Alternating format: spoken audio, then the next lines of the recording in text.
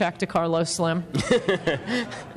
So for people who don't know, and I didn't know until I read your book, Ann, can you tell the story of American immigration? Because you referenced it earlier. Obviously, for me, as a Jew, that means that my great-grandparents got here in 1907, I believe. And so the easy thing is to buy into illegal immigration bad, legal immigration good, because my grandparents and great-grandparents came legally. Can you explain why that is no longer the case, why even legal immigration needs to be curtailed? Yes, and by the way, your people are great other than the way they vote. Hey, you've really a lot of brains, really helps the country. The ones who vote that way ain't my people. That's true.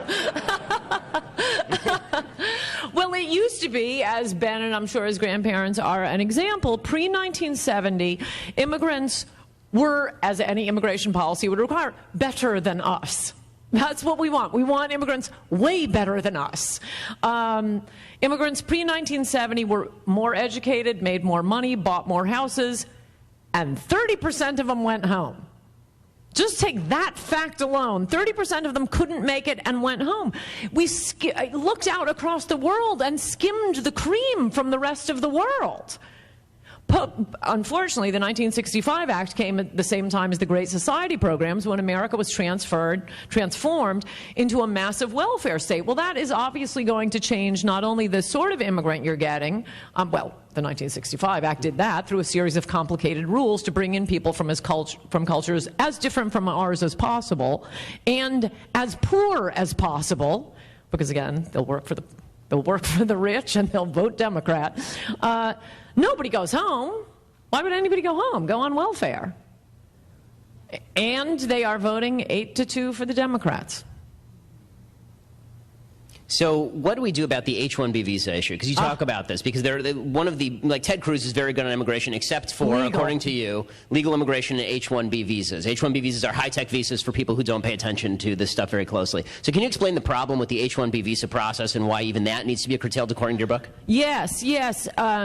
A lot of Republicans get stuck on this issue, so I won't attack Ted Cruz for it, because so many people, I keep having to, I'm going to have to get like a shock collar for Sean Hannity and a few other people who interview me, because they keep talking about illegal immigration, other than the first chapter of my book where I talk about amnesty, because that just ends the country overnight. Then it's lights out. The rest of my book doesn't particularly distinguish the Hmong immigrants up here in Fresno and out in Minnesota engaging in massive amounts of human smuggling, child rape, credit card theft, shooting hunters because they don't understand private property. This is explained with great sensitivity in the Minnesota papers. No, they're all legal immigrants. The Somalis voting for Al Franken and then going back to fight with ISIS, they're all legal.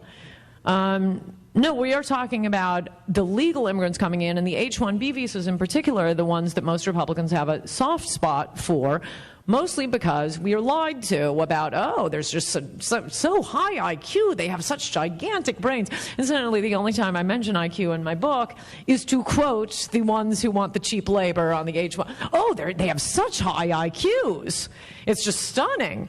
No, H-1B visas are being used, in the worst cases, to bring in concubines for Bali Reddy, Lucky Reddy, one of our model immigrants in San Francisco.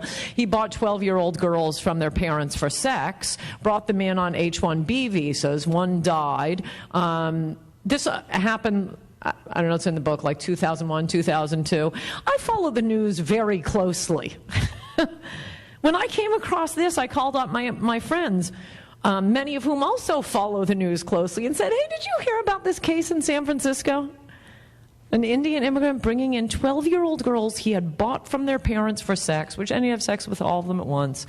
He also brought in his busboys. He had a lot of restaurants and real estate property. That story was not broken by the San Francisco Chronicle. In fact, both the police and the media brushed it under the rug. It was broken by a high school journalism class.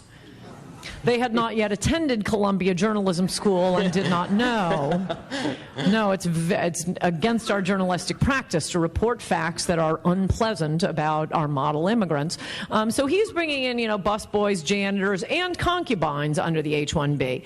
There's one category of how it's an utter fraud. Other category, even the ones who are doing the computer programming work. Well, no, they're not the stars. They're doing standard computer programming work. Unfortunately, Americans could do the same work, but they want to be paid. The way the H1b visa works is it's tied to a particular employer. So if you come in to work for Mark Zuckerberg, and then, PayPal gives you a better offer, you can't leave without risking losing your visa. So you're tied to a particular employer. It's what's known in the law as indentured servitude, which this country abolished 100 years ago. Well, now the rich are bringing it back.